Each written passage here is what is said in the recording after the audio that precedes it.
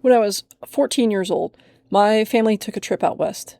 One day, while we were staying in San Diego, we decided to take the train down to the US-Mexico border, walk across, spend the day in Mexico, and then come back. Walking into Mexico was effortless. There was no tension, no questions, no documents, just a small turnstile and the feeling of, come on through. Nobody seemed to care who we were or where we were from. And then suddenly, we were in another country. Everything felt different. The language, the culture, the food, the sounds, the people. It was exciting, overwhelming, and eye-opening all at once. It was the first time I have ever been outside the United States. And even at 14, I could feel that this experience was doing something different to me. Later that afternoon, we headed back towards the border to return to San Diego. And that's when everything changed. You see, walking back into the United States was nothing like walking into Mexico. There was a long line, maybe a quarter of a mile long. There were Border Patrol agents, there were questions, IDs, authority. And as we waited in a line, people stood along the path, selling things to those who were returning to the U.S. There were souvenirs, snacks, small items, trinkets. But one group stopped me cold. It was a mother and her children. The kids were selling candy, and one little girl, she couldn't have been more than 4 or 5 years old, kept holding out her hand with one small piece of candy, repeating the same words over and over. 1 peso, 1 peso, 1 peso. I didn't have any pesos, and even if I did, my parents probably weren't buying candy from strangers.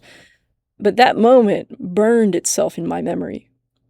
I don't know anything about that family. I had maybe a 30-second interaction with them. But on the train ride back to San Diego, I couldn't stop thinking about them. What if that family had been born a quarter mile the other direction? What if they lived in the country I lived in? What if that little girl had been born into my family? I had never had to sell candy so my family could eat. I had never stood in line hoping strangers would help us survive the day. And I realized very suddenly that I had done nothing to deserve the life I was born into. I didn't choose my family. I didn't choose my country. I didn't choose the opportunities that were already waiting for me. They were simply given. And standing there as a 14-year-old kid, I felt something new. Not guilt, not pity, but responsibility. The understanding that I had been given a great gift, and that gifts come with expectations. I imagined that family standing at that border day after day. What that must shape in a child. What it teaches you about the world, about people and survival. And I realized something else. This moment wasn't just shaping my view of the world. It was shaping who I was becoming. There's a verse in the Bible that says, "To whom much is given, much will be required." That single sentence captured exactly what I felt that day. Not as a burden, not as pressure, but as a calling. The sense that I could ignore it if I wanted to, but it would never really go away. I could try not to care. I could take breaks. I could get distracted, but somehow I would always come back to the same place. The same quiet voice saying, care again, try again, love people again, make things a little better than you found them. And I think we all have moments like this. Moments we don't talk about often. Moments that if somebody really wanted to understand who we are and why we are the way we are, they would need to know about these moments. For me, it was a quarter-mile walk at the border.